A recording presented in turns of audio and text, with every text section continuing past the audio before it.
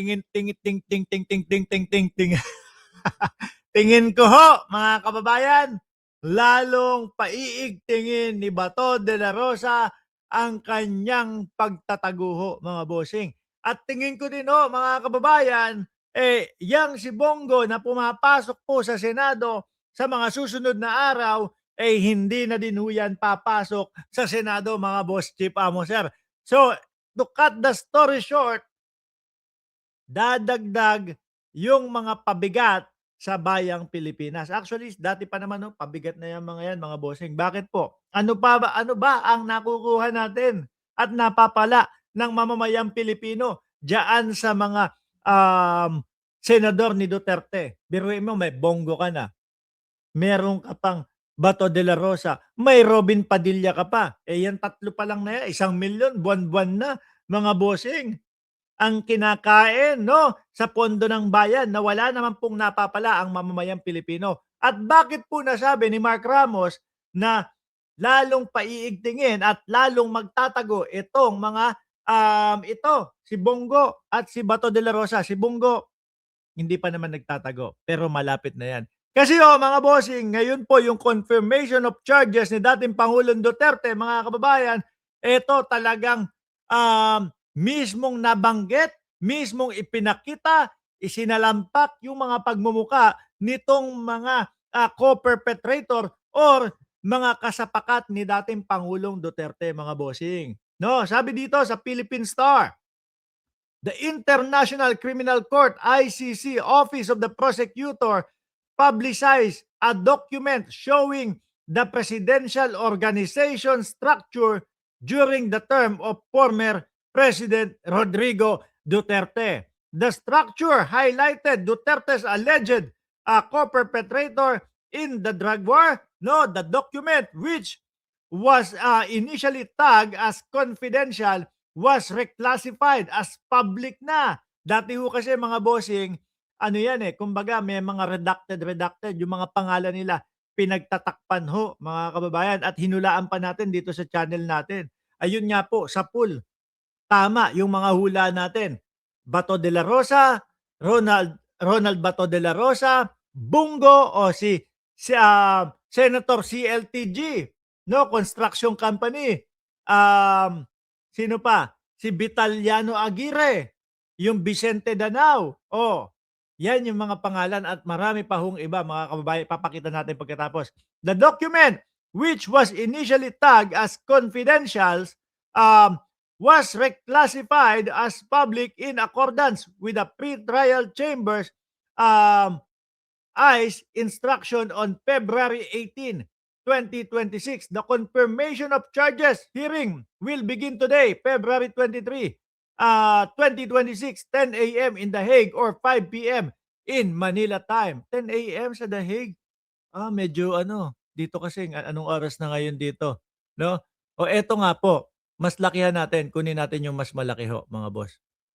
No, ito yung mga pagmumukha daw po nung mga kasapakat ni dating Pangulong Duterte. Ayan nga po, ang nangunguna diyan sa ibabaw at sa taas na taas ay si Rodrigo Roa Duterte, presidente o dating presidente ng Pilipinas, na ngayon po ay nandoon sa Dahig.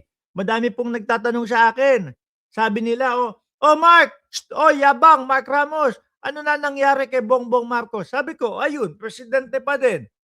Tinanong ko, rinesbakan ko, binalikan ko, ay kay dating Pangulong Duterte, ano na nangyari na? Aba, napikon. Tinanong ko lang naman kung ano na nangyari, ang sagot naman diyan ay nakakulong pa din. Di ba, mga DDS? Nangunguna, kumbaga pinaka-leader ang dating Pangulong Duterte.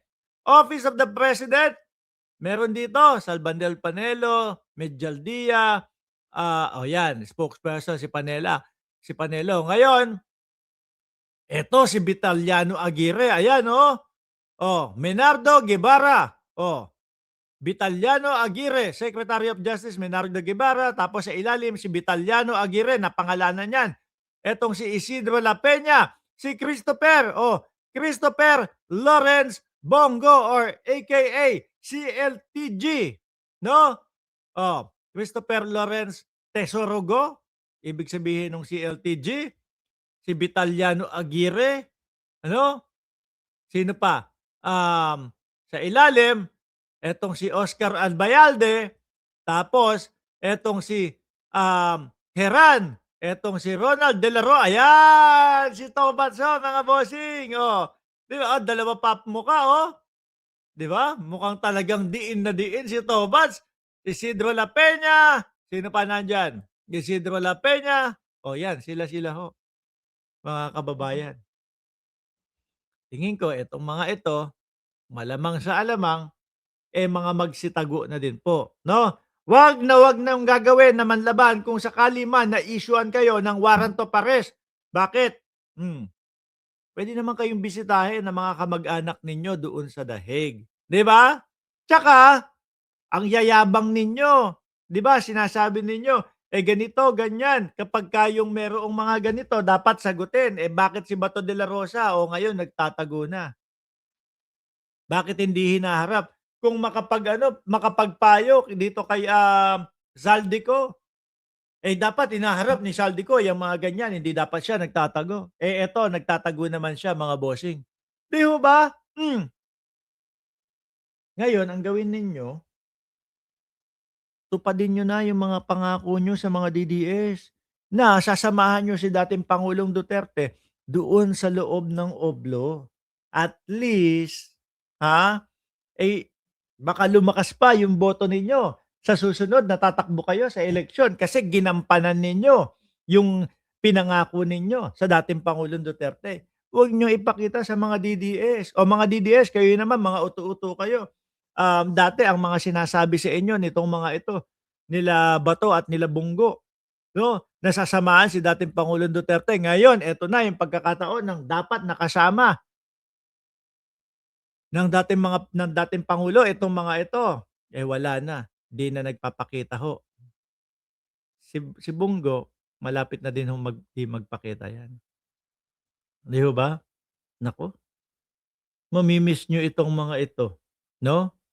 Lalong-lalo na si Bongo at si Bato de la Rosa. Malamang ma-miss niyo 'to pagka napasok na ito sa dahig o sa ICC ho, mga bossing, eh, magagaya na din ho kay dating Pangulong Duterte 'yan. Miss niyo na si dating Pangulong Duterte, 'no? Pagdating ng Marso, 1 taon na pala na hindi ninyo nakikita ang dating pangulo. O malamang gano'n din ang mangyayari sa mga mahuhuli at mai-issuehan ng warrant of arrest ng ICC.